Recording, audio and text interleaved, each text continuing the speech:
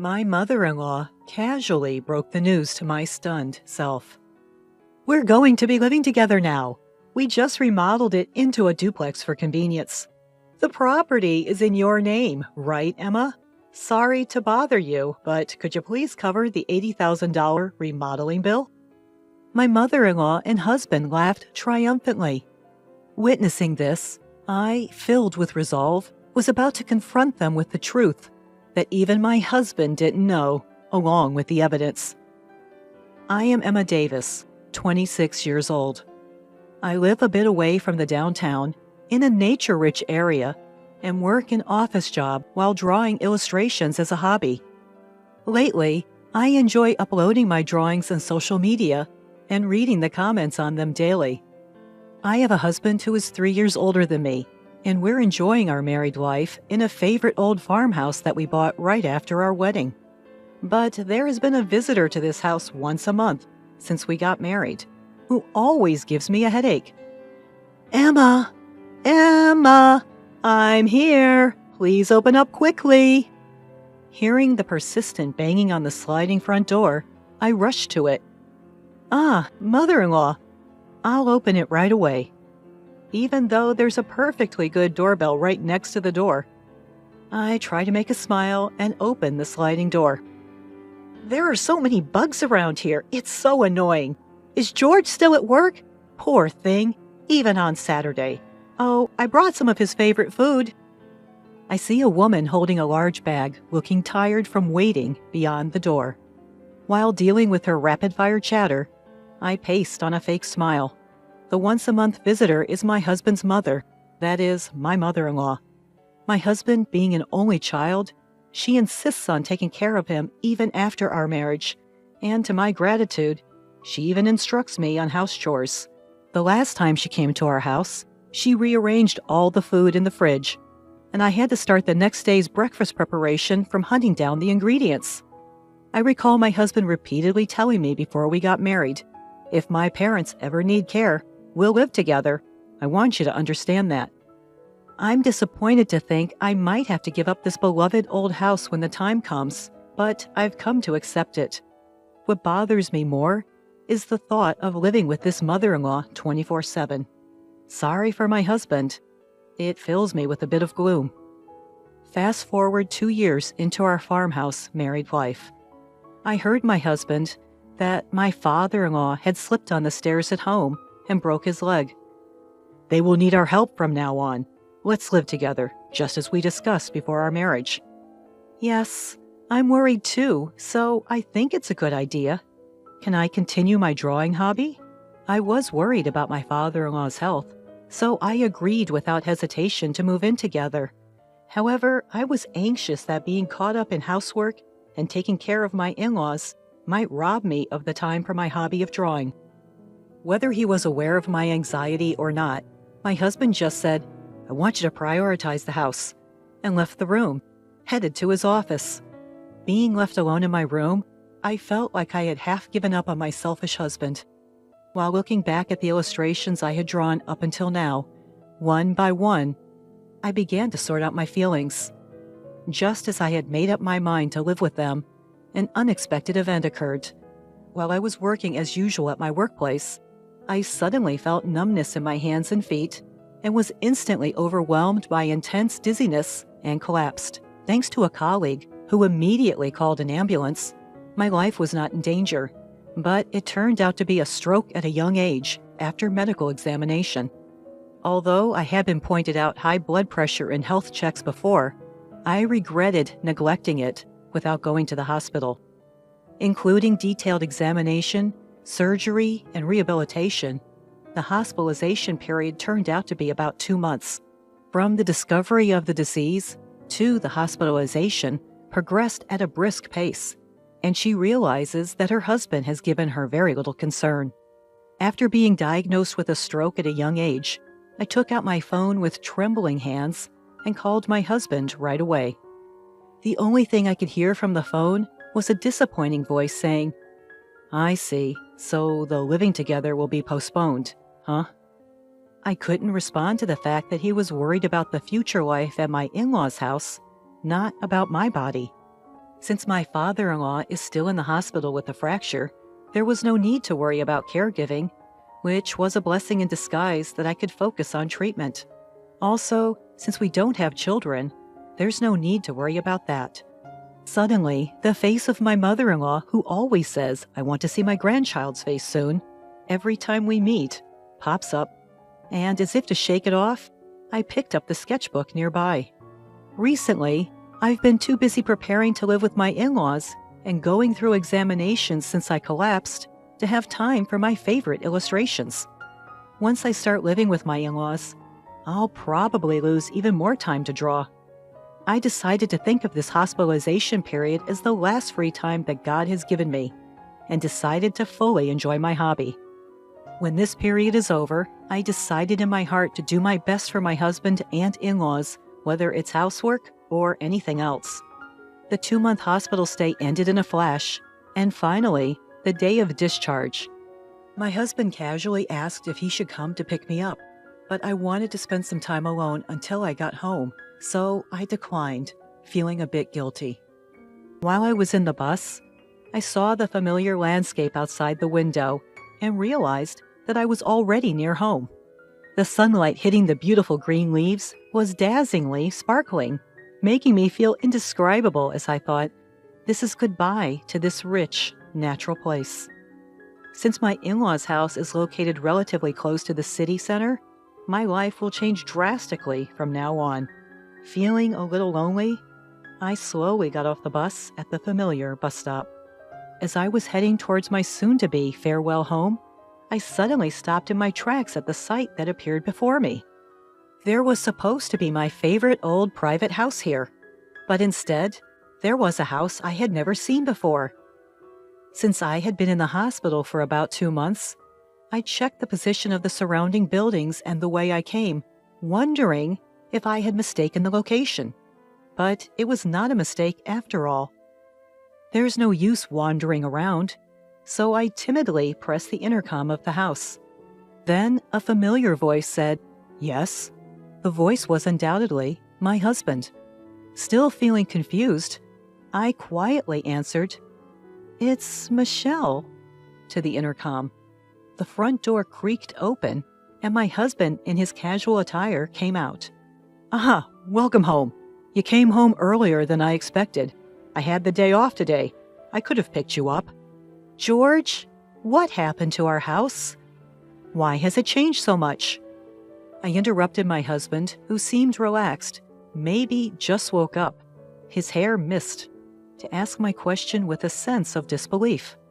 However, disregarding my anxiousness, George only responded with a vague, "Huh? What's up? What happened?" without intending to answer my question. Just then, I heard laughter coming from inside the house. Thinking it couldn't be, I pushed past my husband and headed toward the living room. When I opened the unfamiliar door leading to the living room, I saw my mother-in-law lying on the couch watching TV. She was clutching her stomach and laughing while watching the TV screen. "Why is my mother-in-law in this house?" "Oh, Michelle, welcome back. Hospital stays can be long, but don't worry. I took care of the house while you were gone." I wonder what this house stuff my mother-in-law is talking about. Could it be chores? Or, with an overwhelming bad feeling, I pressed my mother-in-law on why the old house had changed so much. Without showing any sign of guilt, she blurted out, "Well, we're all going to live together, right? So I just remodeled it into a duplex to make it more comfortable." The phrase, "just remodeled it into a duplex," kept replaying in my mind. My mother-in-law was always the type to interfere with our life, but I never expected her to remodel our house without permission. Moreover, weren't we supposed to start living together in my in-laws' house, which is closer to the city center? Every time my mother-in-law visited the old house here, she used to complain about the bugs and the short walk from the station. Despite that, why? A lot of things have changed. Oh, and there's something else important I have to tell you. Turning off the TV she had been watching, my mother-in-law whispered to me with a grin, "The remodeling cost a bit. I believe the title to this house is under your name, Michelle. I'm sorry, but could you handle the payment?" Chuckles, not a hint of apology in them, My mother-in-law said, it's $80,000. And her smile deepened. Remodeling cost? The title to this house? $80,000? The unexpected words felt like a punch to the head, and I felt my legs are shaking. I can't even find the words to reply. While I was staring at her mother-in-law, who was stunned and laughing fearlessly, my husband, who was at the entrance, opened the living room door and sneaked in. The moment I saw him, my feet naturally headed towards him, holding a faint hope that he would surely be on my side. I relayed to my husband exactly what my mother-in-law had said, clinging to a desperate hope for his reaction. But all I received from him was a cold response. "Well, that's about right. Take care of it, will you?" That's right. That's the kind of man he is. When I collapsed from a stroke, he was more concerned about our living arrangements than my health. He's a man who will stop if his mother says green means stop, and will go if she says red means go. A man who always thinks his mother is right. The discomfort and dissatisfaction I'd felt toward my husband escalate once it flooded. I was done. I thought from the bottom of my heart, I would throw this family. "I understand now, George. I am going to divorce you. And mother-in-law? No, Cecilia. Please handle the renovation costs on your own." After declaring this all at once, I turned my back on them and moved to leave the room as quickly as possible. But it seemed they weren't going to let me go so easily. "I've been losing interest in you anyway, so it's no big deal. But remember, this house is in your name, Emma, so you have a responsibility to pay." "That's right. Feel free to leave, but please settle your dues first." I was astonished at the two of them who selfishly made their claims. I cannot help but let out a sigh. Surely, if I turned around, I'd see their smug faces grinning in victory. I refused to look back, standing tall as I replied, "You keep saying the house is in my name, George, but did you forget? The ownership has been transferred to you." I revealed the truth. However, they only laughed at me and believed I was lying, just to avoid paying. That's when I brought up how George had asked me to change the property's ownership when we got married, as he didn't want the house to be in his wife's name for appearance's sake. Since I didn't particularly care about the property title, I had immediately transferred it to his name. Upon hearing this, the laughter of the two who had been so complacent until now abruptly stopped, and I could feel the panic gradually setting in. "I don't recall saying such a thing. There's no proof anyway." Anticipating this response, I turned back to face them, walked past them, and opened a drawer of a shelf from our old house. Let's see. It should be somewhere around... here it is. This is the proof. I took out a document from the drawer where the property and the house ownership were listed and showed it in front of their faces. When I carefully pointed to the part that said the ownership was in George's name, my husband's face turned pale. "That's fraud. I never thought you'd actually do it, and I definitely can't pay such a huge sum of $80,000. I was disgusted with my husband, who started yelling as soon as he realized the payment obligation was on him. "Since a decent conversation seems impossible, let's communicate through lawyers from now on. Cecilia, your son seems to be in quite a pickle, so please take good care of him from now on." Beside my loud husband, I smiled at my mother-in-law, who was standing dazedly, and finally turned my back on them, leaving their home for good. After that, my husband called several times, but I chose to ignore him entirely, decide to communicate formally through a lawyer. Given our already strained relationship and problems with my mother-in-law, the divorce was settled without any issues. In addition, regarding the matter that my husband insistently shouted when he left, "Change of name is a fraud," was decided that there was an agreement between us because it was changed when they got married 2 years ago. My lawyer assured me with a smile that this is neither fraud nor anything illegal. With that, all the uncertainty inside me was completely dispelled.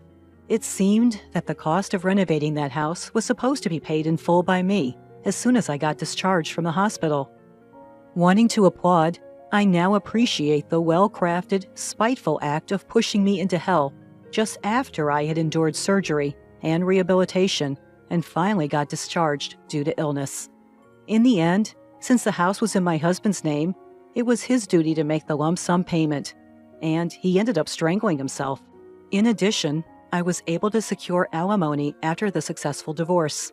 My husband, who had been hit with a claim for a total amount that he could not possibly pay off, had either borrowed money from dangerous places or hadn't. While I was fighting with my husband and mother-in-law, I received an apology from my father-in-law, Bob, who had been hospitalized with a broken leg, saying, "I'm sorry for my wife and son's behavior." Of course, it didn't seem that Bob was involved in this matter. However, there's no denying that for 2 years after our marriage, he had ignored his wife and my cold husband. After replying briefly to Bob's message, I decided to cut all ties with that family and start a new life. Since then, my health has gradually improved, and I was able to return to work. When I was married, I used to draw illustrations while being mindful of my husband's gaze, but now I can immerse myself in it as much as I want, whenever I want. Originally, I was just drawing as a hobby, but now I get job offers from the social networking site where I post my illustrations, and I now spend more time drawing for work than for pleasure.